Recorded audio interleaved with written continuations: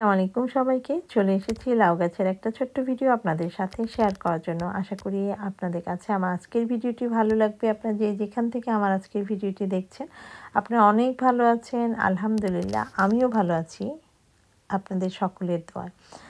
আমার বাগানে প্রচুর লাউ এসেছে এবছর। অর্গানিক বাগান যেহেতু আমি করি, সপ্তাহে ২ বার খাবার দেওয়ার চেষ্টা করি এবং তার ফলে এত লাউ এবং প্রত্যেকটা লাউ গাছে অনেক পুরুষ ফুলও রয়েছে এবং স্ত্রী ফুলও রয়েছে। হাত পরাগায়ন তো অবশ্যই করছি এবং সেই সাথে যেহেতু অনেক ফ্লাওয়ার লাগিয়েছি, ফুল গাছ লাগিয়েছি, মৌমাছির আনাগোনাও রয়েছে। ছোট ছোট গাছ এখনও মাচা ভরে যায়নি, কিন্তু তারপরও প্রচুর লাউ। প্রত্যেকটা ডগায় ডগায় দেখা যাচ্ছে ৩-৪টা করে লাউ। তবে একই ডগায় যদি অনেক লাউ থাকে, যারা নতুন গার্ডেনার আছেন তারা সেটাকে, যেই লাউটা একটু দুর্বল মনে হবে সেই লাউটাকে কেটে ফেলবেন। তাতে অন্য লাউগুলো বেড়ে ওঠার সুযোগ পাবে। আর যদি খুব ভালো মতো খাবার দেওয়া যায়, তবে পরিমাণ মতো অবশ্যই, তবেই কিন্তু গাছগুলোর প্রত্যেকটা লাউ বেড়ে উঠবে। আমি তেমনভাবে আমার ডগা থেকে লাউগুলো আমি কাটিনি, কারণ দেখা যাচ্ছে প্রত্যেকটা লাউই কিন্তু খুব সুন্দরভাবে বেড়ে উঠছে। কারণ হচ্ছে তারা সেখান থেকে পুষ্টি নিতে পারছে।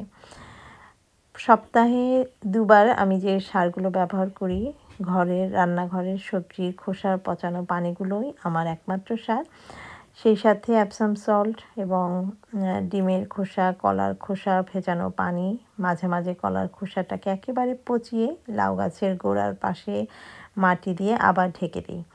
আজকে যে সারটি আমি ব্যবহার করব সেটা আপনাদের সাথে শেয়ার করব এবং সেই সাথে কিছু লাউ হারভেস্ট করব। এই যে ছোট ছোট লাউ রয়েছে, সেই সাথে বড় লাউ রয়েছে।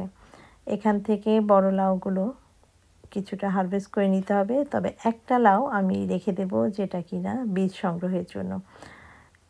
আলহামদুলিল্লাহ খুবই সুন্দর দেখতে, একেবারে সতেজ। এটা আমার বাগান থেকে বীজ সংগ্রহ করা লাউ, যার ফলে আমি জানি যে এটার স্বাদটা কী। অনেক সময় দেখা যায় যে আমরা বাইরে থেকে যে লাউগুলো আনি, অনেক সময় ছোট ছোট গোল গোল হয়ে থাকে। আজকে ২-৩টা লাউ আমি হারভেস্ট করব। খুবই ভালো লাগে যখন কিনা সবার সাথে শেয়ার করে নিজের এই আনন্দগুলো উপভোগ করা যায়। প্রথম থেকেই যেভাবে আমি গাছের যত্ন করেছিলাম, সেই ছোট্ট বীজ থেকে এই গাছগুলোকে বড় করা অনেক কঠিন। শীতপ্রধান দেশ, এখানে খুব অল্প সময় থাকে আমাদের গাছগুলোকে বড় করতে এবং ফল পেতে। সে কারণেই প্রথম থেকে গাছগুলোকে একটু বেশি পরিমাণে যত্ন করতে হয়। আজকে আমি যে সারটি ব্যবহার করছি সেটা হচ্ছে, আমার একেবারে কিছুই ফেলে দেই না, রান্নাঘরের সব কিছুই আমি চেষ্টা করি গাছে দেওয়ার জন্য। এটা হচ্ছে মাছ মাংস ধোয়া পানি। এটা আমার গাছে খুবই উর্বরতা বৃদ্ধি করবে। যাদের এই সারটা দেখে ভাববেন না যে এটা আবার আপনাদের ঘরের কোনো গাছের নিচে দেওয়া যাবে। এটা যদি ঘরের যে সকল গাছ রয়েছে সেখানে কিন্তু দেওয়া যাবে না। শুধুমাত্র বাইরে যে গাছগুলো রয়েছে সেখানে রুট থেকে কিছুটা দূরে দেওয়া যায়, তবে কিন্তু খুব হেলদিভাবে গাছগুলো বেড়ে উঠবে। এবং তারপরে আমি একেবারে ড্রাই অবস্থায় এই সারটা দিচ্ছি, মাংস ধোয়া পানিটা। ফিশ ব্লাড অ্যান্ড বোন আমরা কিন্তু ব্যবহার করে থাকি শপে, সেখানে আমি সবসময় এই অর্গানিক সারটাই দিয়ে থাকি। আজকেও তাই করছি। প্রত্যেকটা লাউ গাছের একটু দূরে দূরে করে এভাবে দিয়ে দিচ্ছি। রোদের কারণে এগুলো কিন্তু শিকড়গুলো শুষে নেবে এবং গাছের উর্বরতা বৃদ্ধিতে সহায়তা করবে। এরপরে আমি হালকা পরিমাণে পানি দেব, তবে এই সারটা দেওয়ার পরে পানি দেব না। এতে আমার গাছগুলো সতেজ সবুজ হয়ে উঠবে এবং মাঝে মাঝে এইখানে মিস্ট হওয়ার জন্য গাছের পাতাগুলোতেও পানি দেওয়ার চেষ্টা করবেন।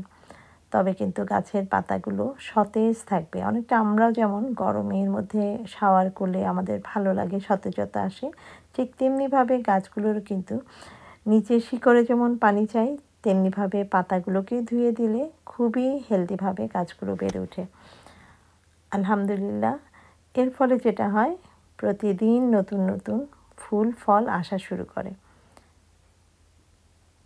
এই যে, এবং পুরনো পাতাগুলো দেখে দেখে যেগুলো একটু খুব বেশি পুরনো হয়ে গেছে সেগুলোকে কেটে দেবেন। আর যারা লাউয়ের পাতা খান তারা তো অবশ্যই কেটে কেটে রান্না করতে পারবেন। এই যে, আমার মাচাটা কিন্তু এখনও তেমনভাবে ভরেনি, খুবই অল্প পাতা, কিন্তু তারপরও প্রতিটা ডগাতেই রয়েছে ফুলের আর ফলের সমারোহ।